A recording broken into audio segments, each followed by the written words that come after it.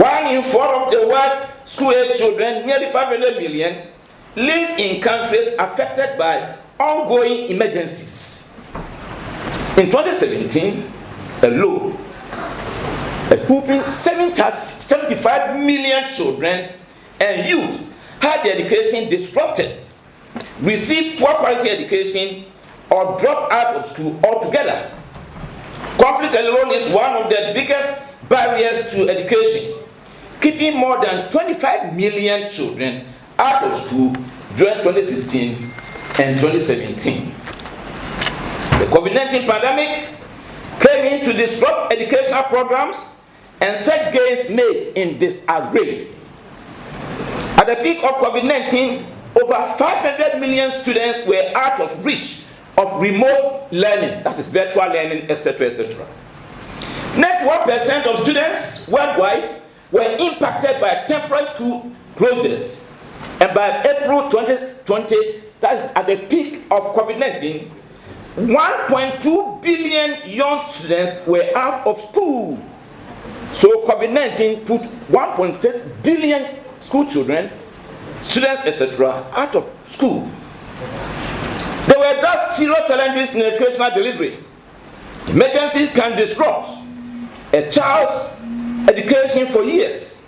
This means children who miss out of vital learning are deprived of a safe place to be when they are in very traumatic situations. There are several examples of children living in emergencies, including conflict, natural disasters, and health crisis areas. Serious ongoing conflicts has left many children and youths without formal education. 1.75 million were out of school in 2017 in Syria.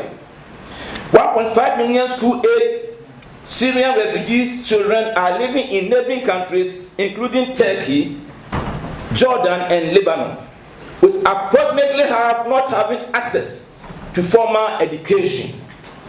In South Asia, at least 18,000 schools were damaged or destroyed due to severe flooding and landslides in 2017. Almost 2 million children were unable to attend school after the worst flooding in years hit regions of Bangladesh, Nepal, and India. The cholera outbreak of 2017 in Yemen, combined with war and malnutrition, led to 2 million children being out of school, and about 1.6 billion young students were out of school at the peak of COVID-19. Ladies and gentlemen, Chair, school children are particularly schoolgirls, vulnerable during emergencies and need education during such a crisis. So women, wake up. In humanitarian emergencies, girls face particular vulnerabilities and barriers that can frequently prevent them from realizing their right to education. Girls are at higher risk of sexual abuse, violence, exploitation, and early forced marriages due to displacement, poverty, and breakdown of familial and social protection mechanisms. Where crisis exacerbates poverty, girls can be pulled out of school or even forced into early marriages to alleviate the economic burden, or because their parents perceive this option as a way to protect their daughters. Is there a need for education emergencies at all? Ladies and gentlemen, there is a need for certain pertinent reasons. Firstly, education is a right. Every child has a right to education. This right is embodied in a host of global agreements, beginning with the 1948 Universal Declaration of Human Rights and in legally binding treaties, including the 1989 United Nations Convention on the Right of the Child, as well as the International Covenants on Economic, Social, and Cultural Rights. So several conventions have been signed to protect the rights of the child to education. We state that every child has a right to education regardless of the context in which he or she lives. In 2000, the World Education Forum adopted the Dakar Framework for Action which maintained that to achieve education for all, the international community must meet the needs of education system affected by conflicts, natural disasters, and instability. In 2000, world leaders adopted 8 million development goals, the second of which state that all girls and boys worldwide will be able to complete a full course of primary school by 2015. The fourth of the UN Sustainable Development Goals states ensuring inclusive and equitable quality education and promote lifelong learning opportunities for all, irrespective of gender, whatever. The second reason for the need to emphasize education in emergencies is that education can protect. It's a protective mechanism. Quality education and protection converge during emergencies to prevent harm to children. During a humanitarian crisis, education can play a vital role in providing children with immediate physical protection.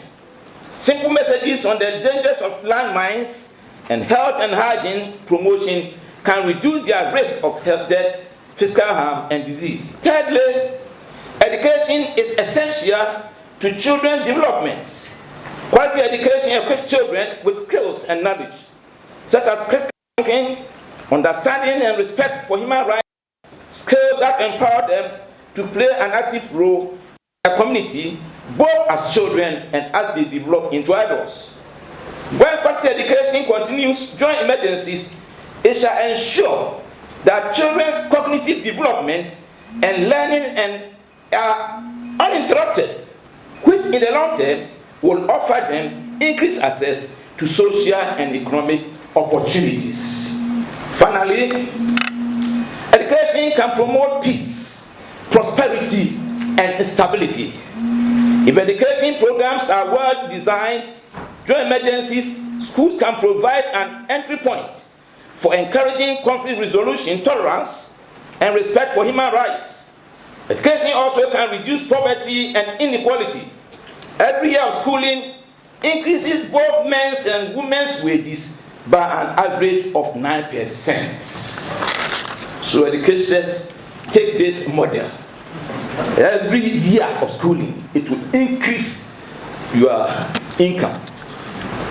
And we hope that when you are going through your PhD and you come, place you on from one level to the third or fourth level. So educationists do so. What is the background to addressing education in emergencies? A bold attempt to address education in emergencies commenced with the 2000 World Education Forum, where the Dakar Framework for Action was launched. The DFA specifically called for addressing the education system affected by conflict, natural calamities, and instability. During the 2000 World Education Forum, education ministers from several conflict-affected areas charged UNESCO, UNICEF, and UNHCR with creating a process to strengthen cooperation between UN agencies and international non-governmental organizations in education in emergency contexts. In response to this call, the first interagency global consultation on education in emergencies in Geneva was held in November 2000, which brought together many UN agencies, the World Bank, bilateral donors, and more than 20 NGOs. This meeting led to the formation of the network for in emergencies. By 2003, the INEE was considered as the 6th Education for All flagship initiatives, intended to assist countries to achieve the EFE goals, provide special focus on a related aspect of EFE that poses particular problems and strengthen partnership among stakeholders. We also have education response. How all that, and I think that's clear. Let's look at the prospects and challenges of education in emergencies. Ladies and gentlemen, efforts have been made by governments and humanitarian organizations to address the problem of education of children and the young youth during emergencies amid teething constraints. Since the EFA agenda put in motion a global movement to ensure that the learning needs of all children are met, considerable progress has been made in bringing education to the forefront of humanitarian response. Large-scale disasters such as Indian Ocean tsunami in 2004 and the Haiti earthquake in 2010, along with ongoing conflicts in Africa and the Middle East, highlighted the task, the lack of coordination among the humanitarian agencies engaged in response. Research has established the devastating effects emergencies have on children's education and on achieving the EFA goals. In Ghana, let's come home. Humanitarian organizations and governments have made efforts to address educational concerns during disasters through, though not without challenges. There have been several disasters and emergency conditions that governments, international, non-government, and humanitarian organizations have addressed. The flood episode in Accra, Kumasi, and some northern regions are common occurrences. The June 2015 Accra floods, the Accra floods of 2015, shall we say it, which caused over 200 lives with hundreds displaced, easily come to mind. The most recent disaster that has been of national concern and that of international organizations is the Apiati disaster.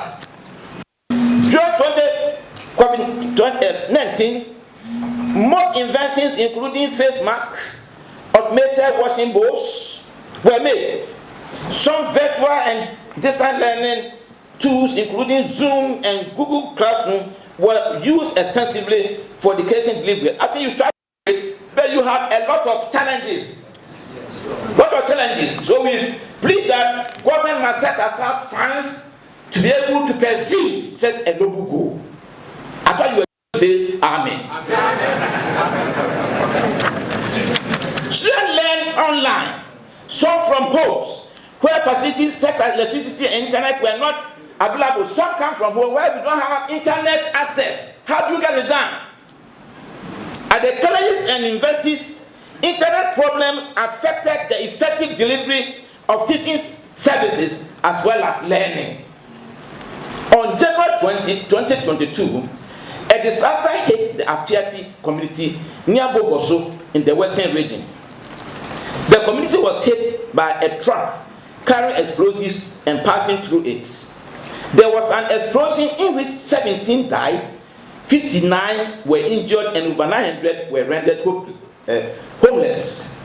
When UNICEF officials went to Apiati, they encountered a boy of 8, Kwesi, who survived the disaster with her 2 siblings, Auntie 2 and Dussel 12. Despite the disaster, when he was asked about his schooling, he said, I want to go back to school and see how well I did during the exam. It means even in the wake of disaster, this small boy had his education at heart. That's why we must focus and concentrate on education during emergencies. Implying that his ambition for formal education was not shattered by the disaster. UNICEF provided school supplies to help them continue their learning in their temporary accommodation. Other organizations that have gone to the aid of Apiati are World Health Organization, International Labour Organization, ILO, Nation Children Fund, and World Vision.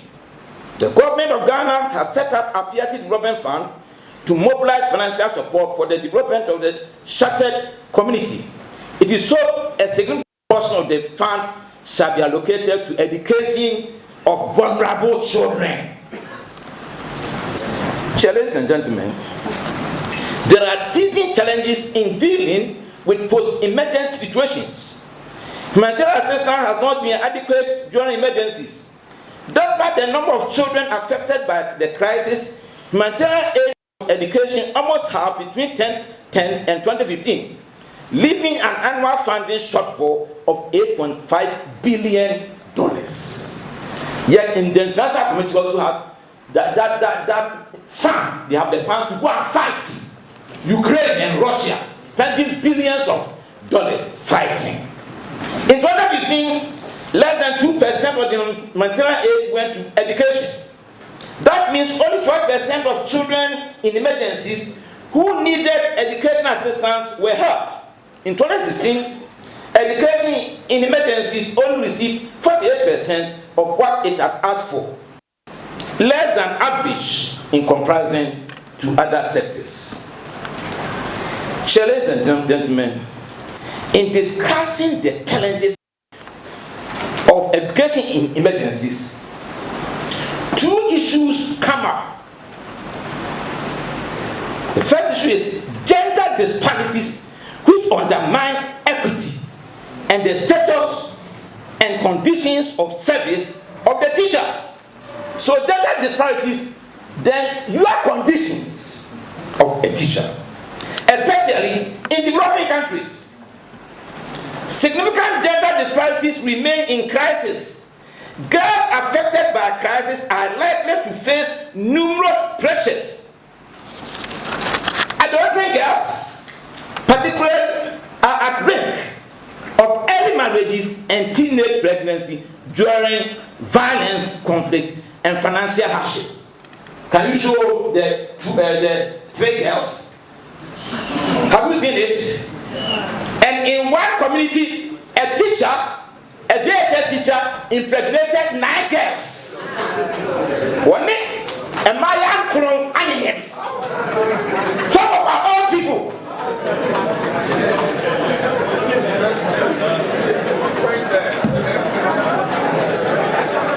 Some of your own people. The Ghana Healthcare Service reported that in 2020 daily, Ghana Healthcare Service daily, out of nearly 301 pregnancies recorded in Ghana per day, there be a Maya Omunian 301. Some of the victims are victims because of their teachers. 13 were teenagers. Similarly, the World Bank reported that in 2020, 107,023 girls were impregnated in Ghana in 1 year. 15 to 19 were impregnated. Besides, World Vision reports 51 pregnancies at Agric West.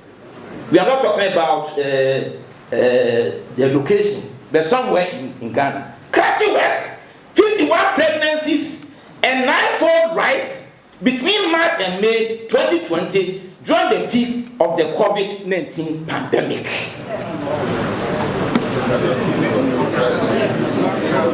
Ladies and gentlemen, such issues highlight the importance of providing protective access to learning for girls. It will require mitigating their exposure to violence by the distance they travel to school. The other issue is the status and conditions of service of the teacher.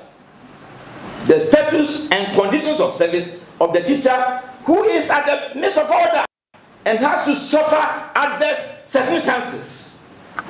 In any education system, the quality of education cannot exceed the quality of the teachers. So take care of the teachers well, by implication, and the quality of education will rise. Take care of the teacher well.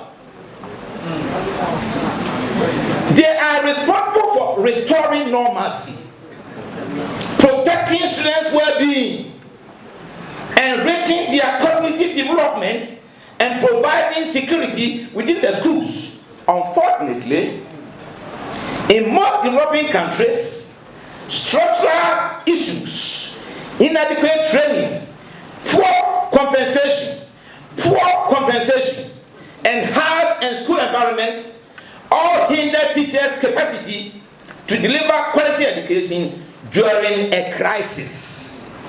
So in most areas in West Africa, the graduate teacher is not taking $500 home. Several areas in West Africa. For example, recent reviews found that teachers of refugees often receive poor compensation. Despite working in overcrowded, unstable, and challenging contexts, COVID-19 exacerbated the burden on the teacher. Ladies and gentlemen, the refugee situation and the risk to child education were so serious that in 2016, global youth ambassadors from around the world delivered messages to world leaders attending the United Nations General Assembly, telling them bluntly, you promise, now it's time to deliver education for every refugee child. The need for continued child education during emergencies cannot be gainsaid. The truncation of continuing education of the child during emergencies had the ultimate effect of putting the development of a country in jeopardy. The neglect of the education of the child during emergencies will ultimately lead to the sacrifice of critical human resources in the future. Government, international organizations, and non-governmental organizations must unite their efforts to mobilize financial and logistical support to alleviate the burdens created by emergencies, especially the sudden halt of the child education of the child. To achieve inclusive, equitable, and quality education during emergencies, the following recommendations are made. 1. Education must receive its fair share of humanitarian funding. 2. The international education aid architecture must work consistently and predictably to ensure that education needs during crisis are met. 3.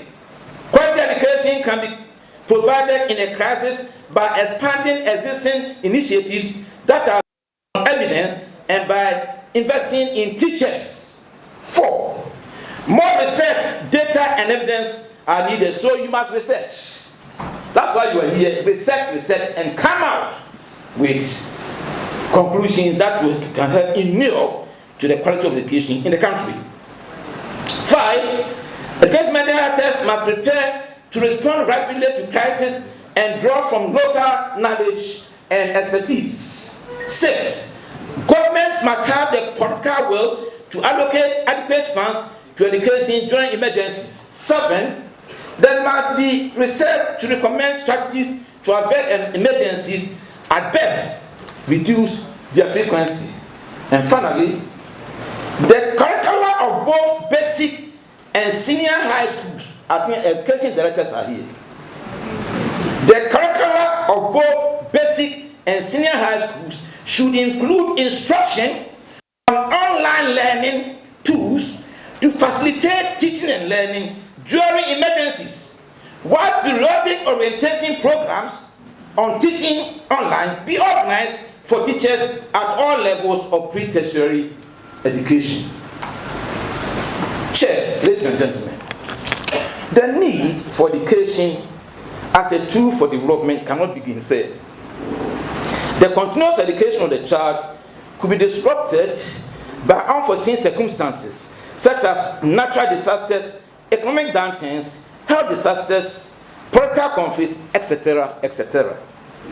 As a developing country, we cannot rid ourselves completely of such unfortunate events. The repercussions of such events on the education of the child are enormous, so measures must be taken to address them. And in the event of this occurring, strategies must be adopted to ensure that the education of the child is not seriously impaired. The educator or teacher must be abreast with such circumstances and their implications. He or she must be aware of the methodology of teaching, so try to come out with appropriate methodologies to apply during emergencies, to apply under such adverse circumstances. There is a need for research on various aspects of the problem: natural environmental causes, socioeconomic implications, policy issues, etc. The state must allocate adequate funds to set areas of research to be able to avert such catastrophes and to make the education of the child a priority. Should such emergencies arise, the focus of states should be to avoid such events from occurring or to reduce their frequency, policymakers must act on research reports instead of making them putrefy on the shelves. You carry out your research, you go to a ministry, they are all shelved, putrefying in the shelves. That's not right. Africa.